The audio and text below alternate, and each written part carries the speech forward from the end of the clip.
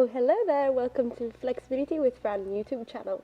In this channel, we will talk about mobility, flexibility, and mobility and flexibility drills related to your climbing goals and hacks.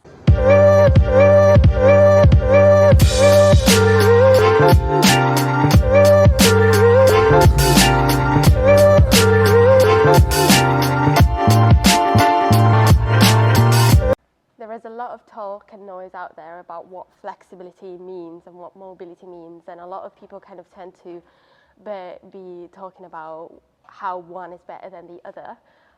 But in my opinion, they could be referring to similar things. So I'm going to go through a little bit of terminology so that hopefully it clarifies your mind and you won't be as confused when you hear flexibility hacks or mobility drills and so on and so on.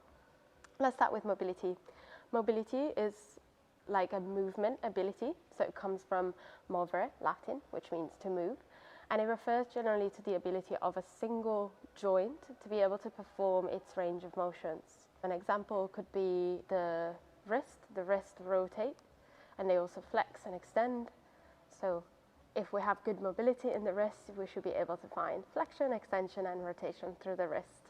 So when we refer to good mobility, we refer to the ability to move well within our joints. And that is usually what any flexibility coach should be focusing on first. If we don't look at how to improve the function of a joint, we can't really look at how to improve multi-joints movements, like any of the flexibility poses or postures that you see out there, like the one I was in this video before, or a split, or a pancake, or a bridge.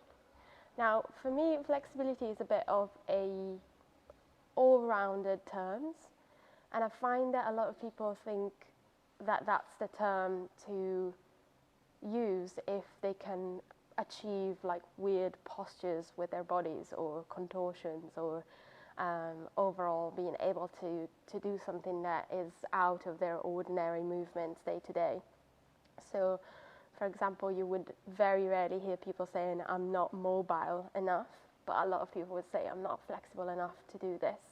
And I think that's fine, as long as you know that oftentimes the restriction comes from the mobility of a single joint, and that goes into restricting the flexibility of the body overall.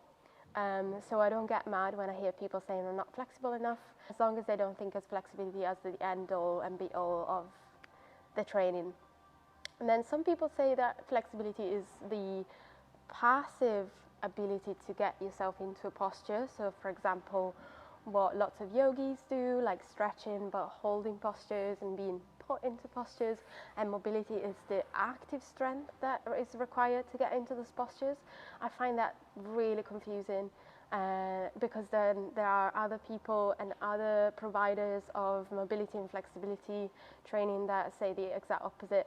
So let's just stick with mobility, the ability to move well, specifically in the joints, and flexibility, the overall ability of your body to flex in certain positions. And that's pretty much it. All you need to know is this: what you're going to be finding in this YouTube channel are going to be some videos where I will show some drills, some videos where I will show some follow-alongs, some videos where I will be talking about the sort of terminology and the theory behind flexibility and mobility for climbers, and some videos where there will be a mixture of both, some videos where I will be joined by other people, so maybe I'm going to test their skills or assess their flexibility or mobility, and so on. So I hope you stick on for the ride and have a wonderful day. Bye.